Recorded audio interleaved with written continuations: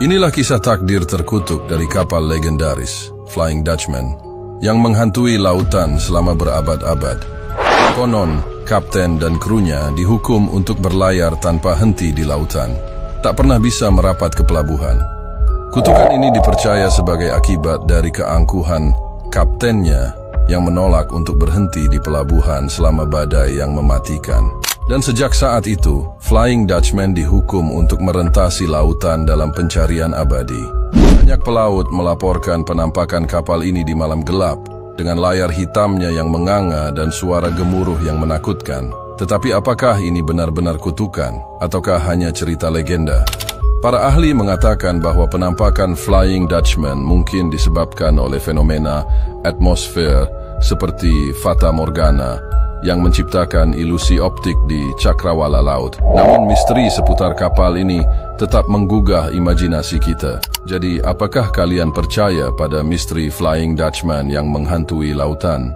Kali ini gue mau bahas tentang The Flying Dutchman. The Flying Dutchman adalah sebuah kapal yang dikutuk oleh iblis untuk mengarungi lautan selamanya.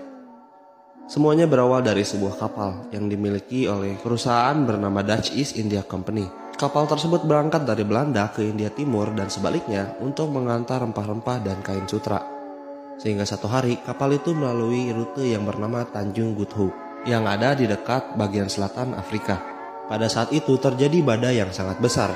Semua kru kapal pada saat itu memohon pada kaptennya yang bernama Willem van der Decken untuk memutarbalikkan kapalnya karena di depan ada badai yang sangat-sangat besar.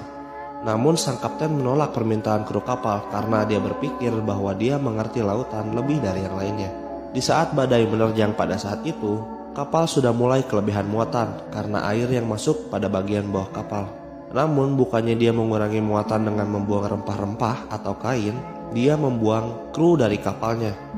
Pada saat semua itu terjadi juga, sang kapten bersumpah bahwa dia akan terus berlayar sampai hari kiamat. Namun naasnya kapal itu tenggelam dan hancur. Tidak ada satupun yang selamat dari pelayaran itu. Namun karena sumpah dari sang kapten didengar oleh iblis, dia dikutuk untuk mengarungi lautan selamanya.